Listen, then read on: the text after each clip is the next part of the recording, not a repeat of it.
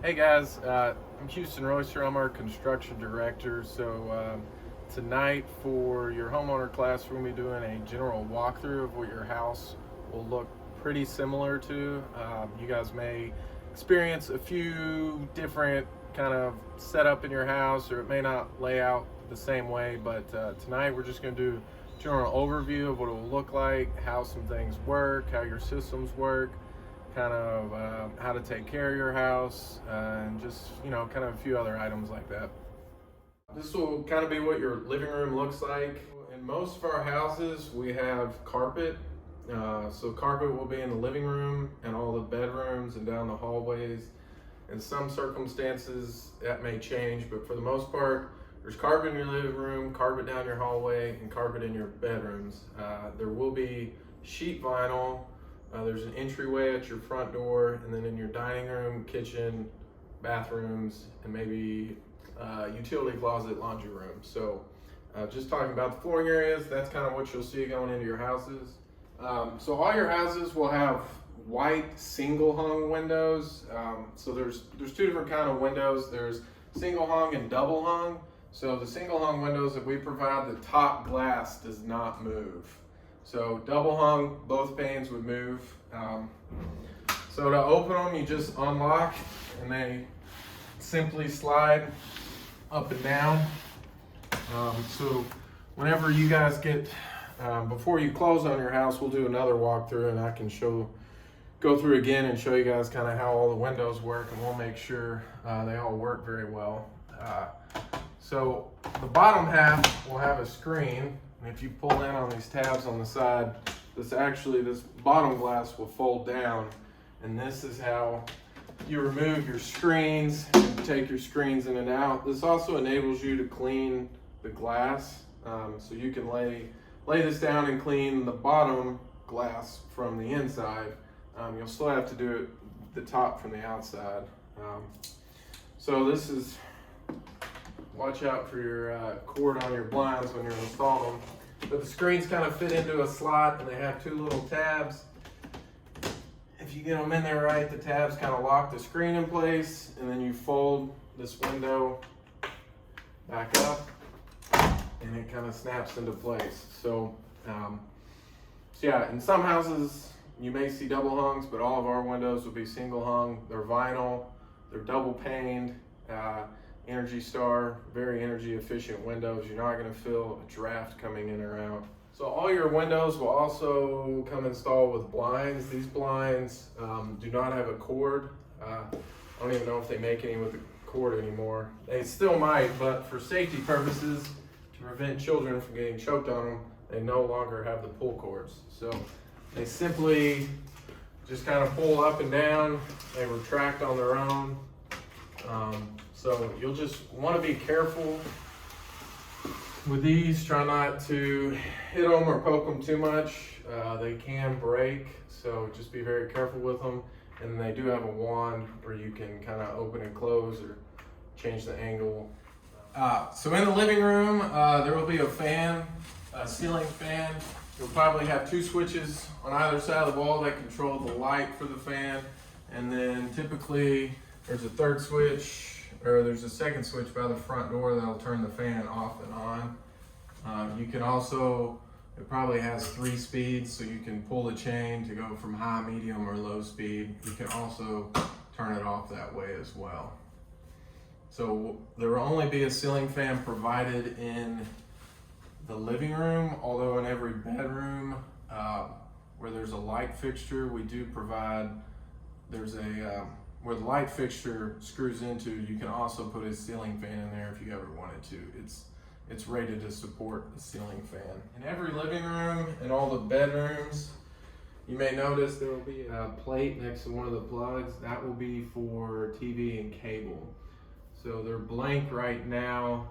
If you were to get the cable company that comes in, they will get in there and they can put a coaxial cable and they'll tie it in and take care of all that. So you will notice just a blank plug in every bedroom and in the living room.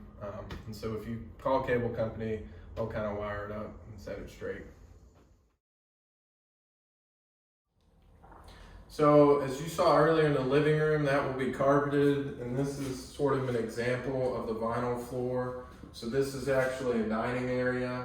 You can kind of see we just provide flush mount lighting, so your dining room will not have a big fancy chandelier hanging down. You're more than welcome to ever change it, but we provide just a flush mount light, which you also see. This house has a long hallway. You see it all the way down the hallway. So yeah, the vinyl floor's in here. In the dining, it goes into the bathroom. Down the hallway a little bit here, just because it kind of flows into the kitchen. So, but again, you'll get to pick the color of your carpet. You'll get to choose your color of your flooring. There's some tile looking colors like this, and then we have some different kind of wood colors as well.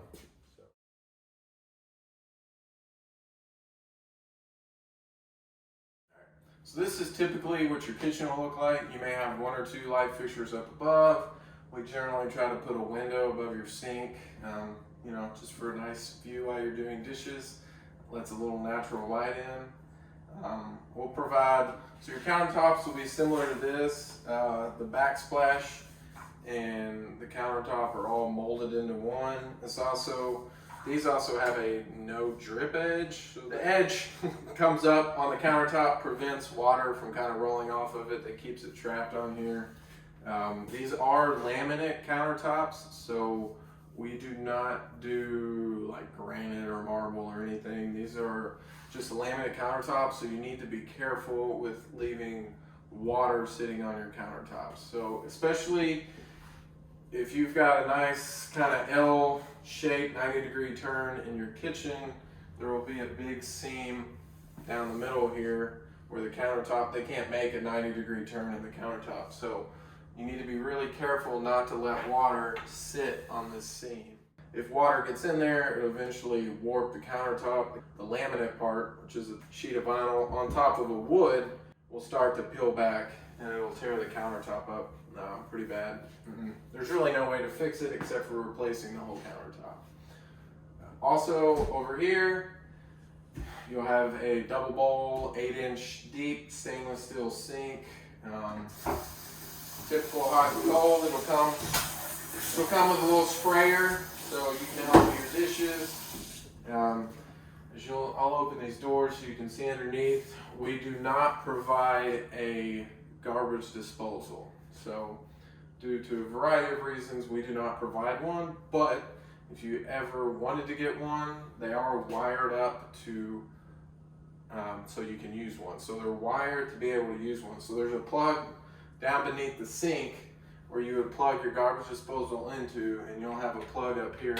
As you can tell right now, it doesn't control any lights or anything. This actually controls the plug that is down there. So, when I was referring to the garbage disposal, as you can see down here, there is no disposal. You just have your two drain lines that come down and your supply for your hot and your cold. If you ever wanted to, you could pay a plumber who can install a garbage disposal on this side, and it would plug in to the bottom down there. So right now you can see where there's two lights coming on. If I were to flip the switch up here, those lights go off.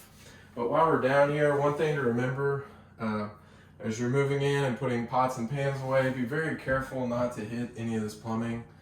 One of our big callbacks we've had over the years is that plumbing has come loose here in their sink. They're starting to get water damage down here, and it's very easy for that to happen. So just try not to store many things under here or bump into these pipes and knock things loose. There's really not an easy way to repair this. Again, if this gets water damaged, you'll have to tear out the bottom of it and replace the whole thing. This is also where your hot and your cold on-offs are located for your kitchen sink.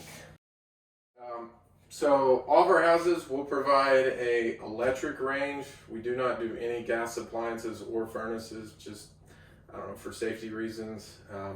So your furnace will be electric and your range will also be electric. And then we'll provide a refrigerator as well.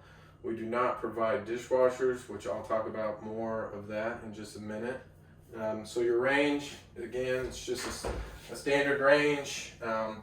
We'll get white ones. Whirlpool graciously donates. So you'll have 2 shelves inside of there that you can easily adjust. There's a little tray pan or warmer down below. And then we install there's a tip over bracket that when we're installing, we install that so your kids can't climb up on here and knock the whole range over. So that would be installed. One of the most important things in your kitchen, so we provide a range hood as well. So as you can see here, this range hood is actually, a lot of houses just have a range hood that just kind of recirculates the air. But in our homes, with Energy Star, how our houses are sealed up and everything, a vented range hood is very important. So as you can see here, this is ductwork. It comes out of the range hood, goes through your attic, and then out your roof. So while you're cooking, boiling water, any type of that, you want to make sure you turn your range hood fan on. I'll turn it on for a second, but it may be pretty loud.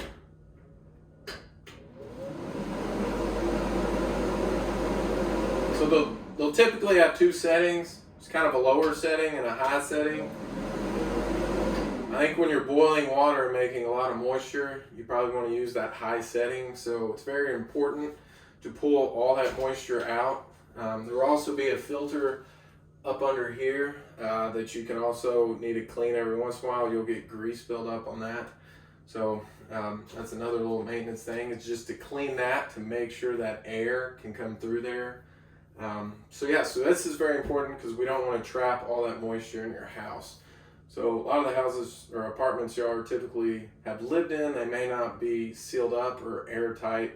As a habitat, as one of our houses, that's Energy Star rated. So very important so you don't get mold growing or kind of just an uncomfortableness of all the moisture in your house. So very important, again, turn this on while you're cooking and clean this filter.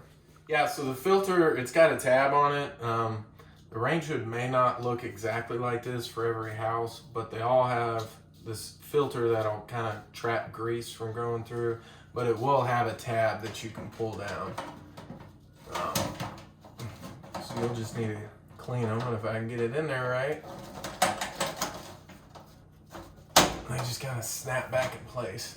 So these have a light and then 2 fan settings up underneath of it. So as I stated earlier, you will have a range and a refrigerator. They'll both typically be white. This is probably the size refrigerator that you'll receive. Again, this is Energy Star rated, very efficient. It's about 18 cubic feet. So we leave space, so as your family grows, or if you want to buy a larger fridge for your bigger family, we certainly leave room. There's 6 inches over here, there's room above, so if you ever wanted to upgrade your fridge, you're more than welcome to. Also, so this one does not have an ice maker.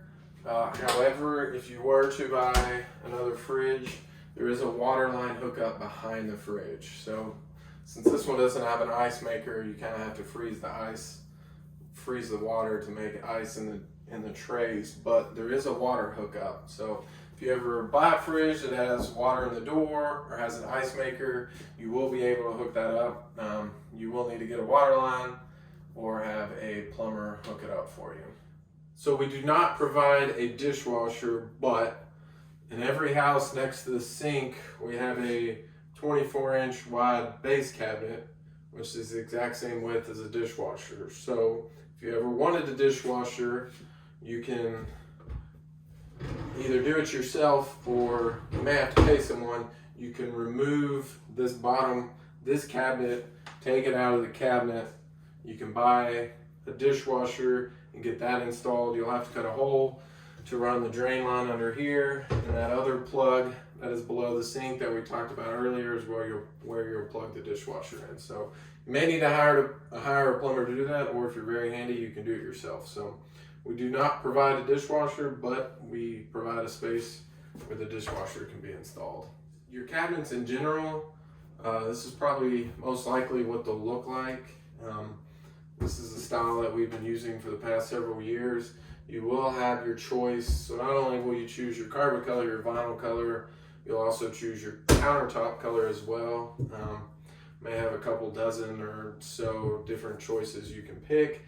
And then you'll also get to pick your cabinet hardware as well. So you'll have base cabinets, upper cabinets, and a lot of times we try to fit a pantry cabinet in your house as well. So if there's not a closet that we can use for a pantry, we'll try to fit a tall cabinet in here that's a little deeper. That's great for putting food, cereal boxes, stuff like that in. So this is what a typical bedroom will look like. Again, we'll provide carpet unless there's a special circumstance. Every room will have a window that's 3 foot by 5 foot 2 inches that meets egress. So you can, a child or an adult can easily climb out the window in case of emergency. We provide blinds in all the rooms as well. And then every room will have a closet. Some may have closets that are as wide as this, but we'll provide a single shelf in all the closets where you can hang clothes. I'll have a little area to hang clothes, and then you can stack clothes on top of it. Also, in every bedroom, due to grant money funding we receive, we also provide a telephone jack. So most people nowadays have cell phones, but just in case you wanted a home landline, you can plug your phones into every bedroom. Will have one. And then you'll also have that blank cable spot I was talking about. So typically the electricians will just pick a wall and put a plug and a blank plate for electric. Also, every bedroom will have a smoke detector. And I'll talk more about those in a minute, but typically you'll have 2 within 8 feet of your bedrooms on the outside of the bedroom. So 1 or 2 in the hallways, and then every bedroom will have a smoke detector. They're all hardwired together. So if one goes off, everything will go off. The ones in the hallway are also carbon monoxide and smoke detecting. So you may hear both. When we look at it later, it'll even talk to you. Yeah, so every house within 8 feet of all the bedrooms, there will be smoke detectors in the hallway. Every bedroom will have one. I'm gonna set this off just so you guys kind of hear. And it will also talk to you as well.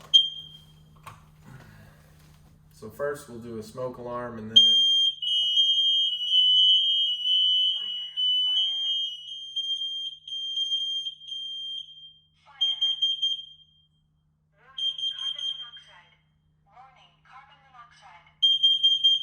so it'll talk to you to tell you, I thought it was done. So it'll talk to you to tell you whether it's smoke or carbon monoxide. Most likely your carbon monoxide will not go off, but if you have a house that has a garage, you need to be worried about carbon monoxide. As you pull your cars in and out of the garage, cars will create that gas. So just make sure if you pull into your garage, turn your car off before the garage door closes, so it'll let some of that gas go outside, so when you open your door, carbon monoxide doesn't come into your house. Other than that though, I think the fire department comes in and we'll talk to you about, kind of making your safety plan and what to do if a smoke alarm goes off. So every house will come with 2 full bathrooms. Typically the hall bathroom will have a bathtub and a shower combination. The master bedroom, or the accessible bedroom, will have only a shower. So we do that, and I'll show you later. It is only about this tall versus the height of a tub, so it's much easier to get in and out of. So as homeowners age or get older, it just makes it a lot easier to get in and out of. Yeah, so in the hall bathroom, you'll have a shower tub combination. Pretty easy setup. You can turn that on to run the bathtub to fill it, and then a lot of the houses you'll either have a little nozzle here to pull up to turn the shower on, or there may be a piece down here that you pull down.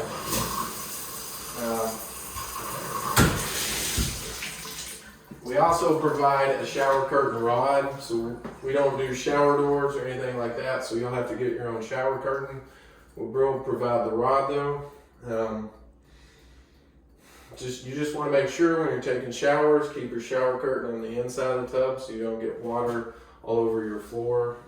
Our toilets, they're all water sense, so they use less water than normal toilets. I think the flow rate is 1.28 gallons per flush, which makes them water sense. The typical one could be 1.3 or 1.4. We'll provide a medicine cabinet above the toilet for storage. I'll show you in a minute, we'll have shelving. A lot of bathrooms may come with shelves as well, if there's room for a closet. Some of them might not. So every bathroom will also have a vanity installed. It'll either be a 30-inch or a 36-inch. If it's a 36-inch vanity, it'll come with drawers on the sides. 30 inches are not big enough, so they will not have drawers. It just kind of depends on your floor plan. And then a door. Underneath, you'll have your on-off, your hot and your cold for your water supply. You'll have a typical faucet with a plug, drain plug, and then an overflow spot. So if you forget to leave, turn your sink off, won't overflow. In all your bathrooms, you also have a GFCI outlet, which is for safety reasons. Kitchen's the same way. So this is just a tester that will turn it off or on. So if you have electric in here, there's this little green light. And if I push this button, it goes off, it trips the plug, it won't work anymore. So it's kind of if you have a hair dryer, or if you have anything plugged in and you're using this and you accidentally splash water in it to prevent a fire, it will just shut off. The hardware that's provided in your bathrooms will have a little towel rack, hand towels on another wall. You'll have a towel bar, and then, on a lot of the doors, you'll also have a hook where you can hang towels as well. So bathrooms will both have bath fans installed. So in the bathroom, typically you'll have 3 light switches. The first one will do the lights over the vanity. The second one will control a light that's in your bath fan. The third one, when you flip it on, you're gonna think, oh, that's probably not doing anything, but it actually is. Our bath fans are very quiet, and they take a little while to get going. Whenever I do a walkthrough with you at your house before you close, I'll help you listen to it, but you can hear it. But it may be quiet, but it's very, very important. So it's very similar to the range hood.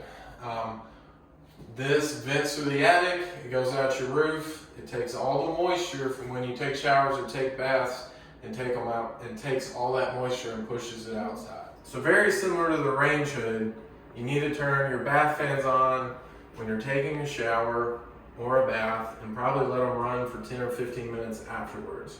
So to meet Energy Star standards, our houses are very well sealed up. So again, unlike typical houses, even newly built houses that aren't Energy Star, they may not be sealed up as much, and air can escape through the cracks in your drywall, on the edge of the walls, or in various other areas. But the way we seal our houses up, it will trap that moisture in, and you don't want mold growing or just a general humidity in your air. So please, please, please make sure whenever you're taking a shower or a bath to always have your bath fan on to pull that humidity out.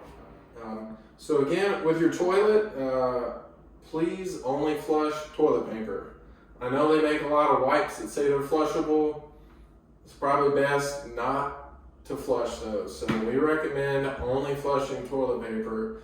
No wipes, no baby wipes, no diapers, no paper towels, no feminine products. I know they say there's flushable wipes, but a lot of times you can still get those clogged. So we recommend only flushing toilet paper. So as I stated in the other bathroom, the master bedroom, or sometimes we call it the accessible bedroom, will have a shower only, so it's not a bathtub. So it just makes your step a lot easier to get in and out of here as you get older. It's also a little bit wider than the bathtub. So again, shower curtain, just make sure it sits on the inside of this lip so you don't get water all over the floor. Typical on-off. Another thing we also do, whenever you're working on your house, you'll notice when we're building it, we'll do blocking behind the toilet and around the showers and the walls, which make it easier to add grab bars later. So as you get older, if you need grab bars to help get off the toilet or whatnot, instead of trying to find the studs in the walls, we actually have blocking so you can put grab bars basically anywhere around the toilet.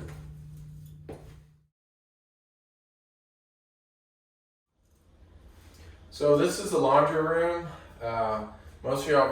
In most of the houses, there will be a hot water heater in your laundry room. Sometimes it may be located in a different closet with the HVAC, but typically you'll see it in the laundry room. I'll talk about this in a second.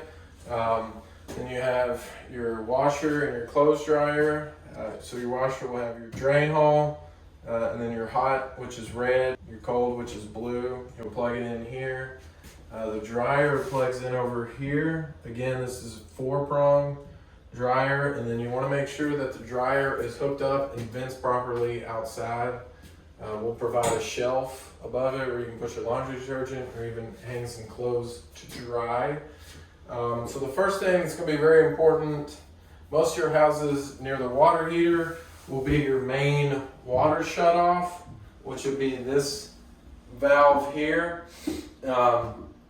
So if you ever have a pipe that breaks or multiple pipes or something's going on, you got water spraying all over your house for some reason, you'll have to come in here and you'll want to turn this sideways. So that will shut off all water through your whole house. None of your showers, vanities, toilets, any of that will work. This other one actually just shuts water off to your water heater. So if there's a water line that's running to your heater, that is not your main water shut off. There will be a different one located next to your water heater. That's your main water shut off. You probably noticed that this water heater looks different than most. Most of your water heaters would probably stop about right here. We put in a different kind of water heater. This is called a heat pump hot water heater. And so for Energy Star standards, this is a very, very efficient water heater.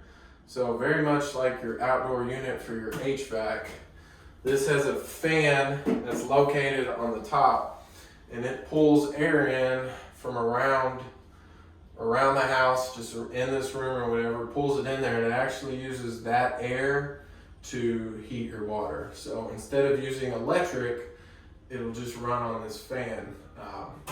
But one thing to remember is another maintenance item will be cleaning this air filter. So this is located on top of the water heater.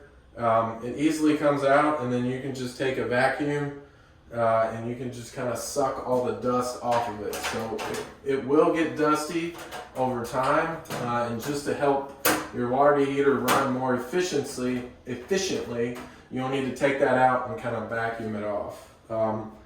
Another nice thing about these water heaters, you can easily control the temperature. So they have a digital gauge on here, and you can turn your water temperature up and down. Recommended to 120 degrees.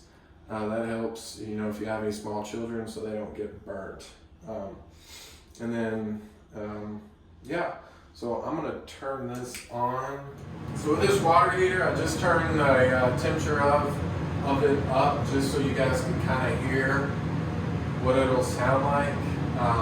So it will make a little bit of noise, but that's using the air around it.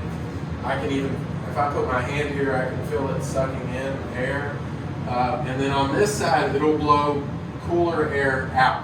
So your laundry room may get a little bit colder because of this. So when it kicks on, it'll pull air through here. We'll use it to heat up, and then actually coming out of this fan will be colder air. So this is all perfectly normal.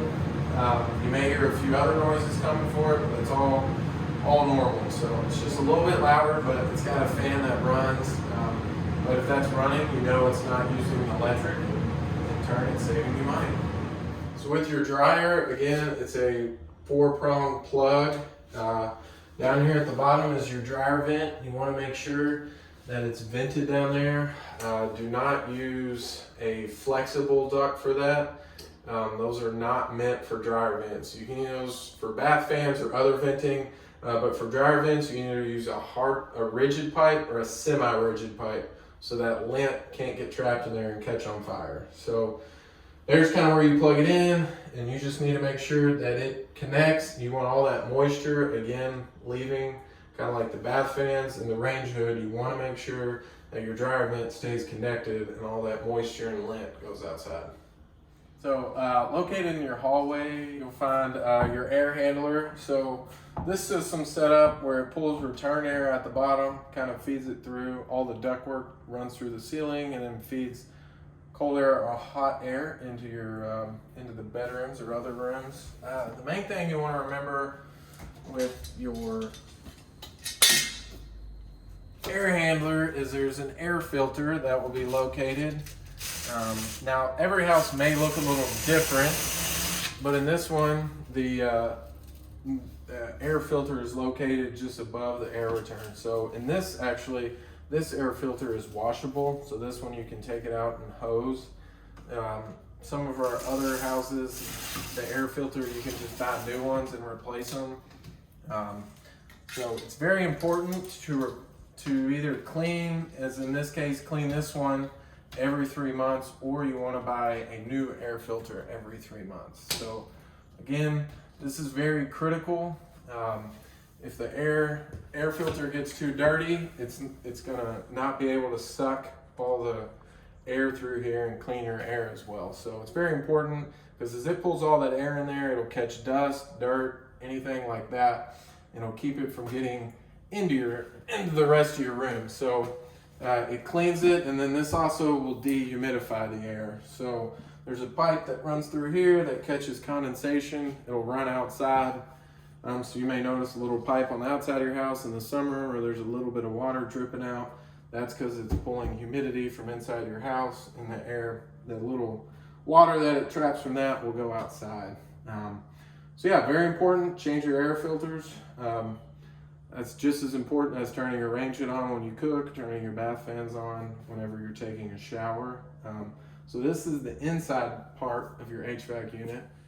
There's also a thermostat that will be located on the wall, and we'll go outside and I'll show you what the heat pump looks like on the outside of the house. So yeah, the outdoor part of your HVAC unit is the condenser that sits outside. You just want to make sure that you keep weeds from growing up against it. So a lot of times these are located more on the side of the house. They may be located on the rear.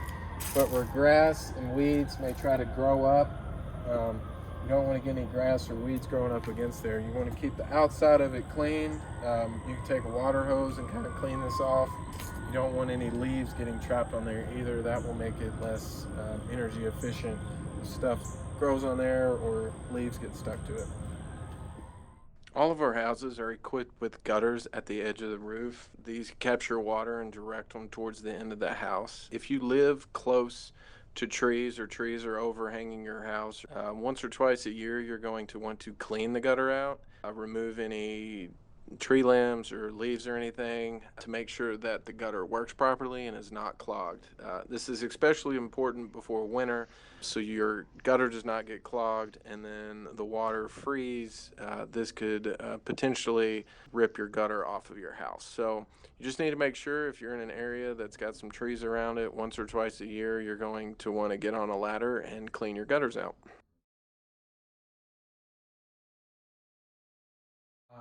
In every house, there will be an electrical panel.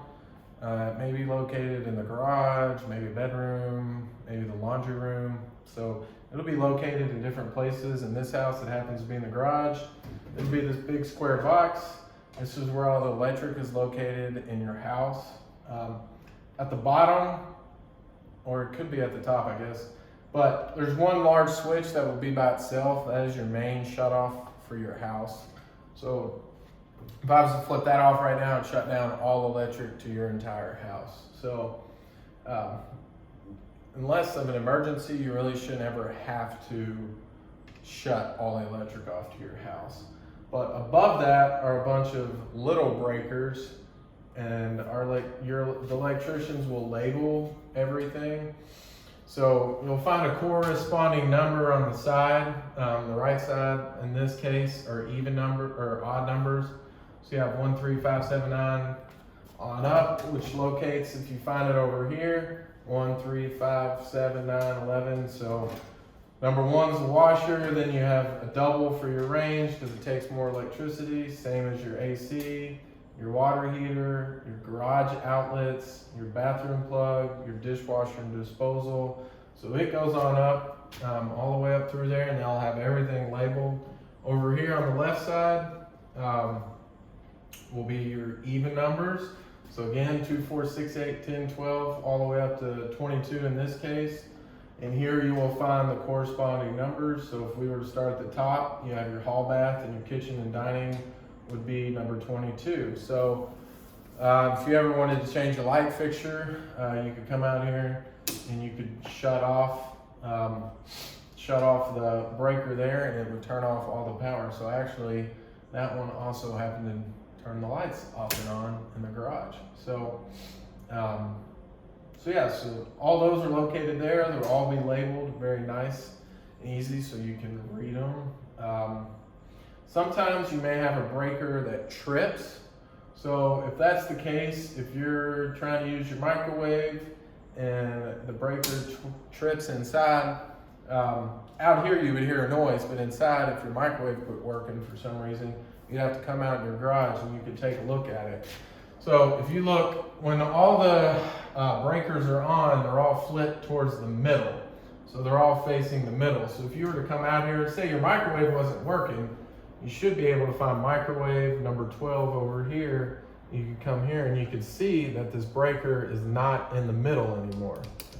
And if I try to turn it on, it just keeps bouncing back and forth. So actually, to turn it back on, you'll have to turn it completely off, and then you can switch it back on. So if for some reason anything trips, I can make them trip out here myself.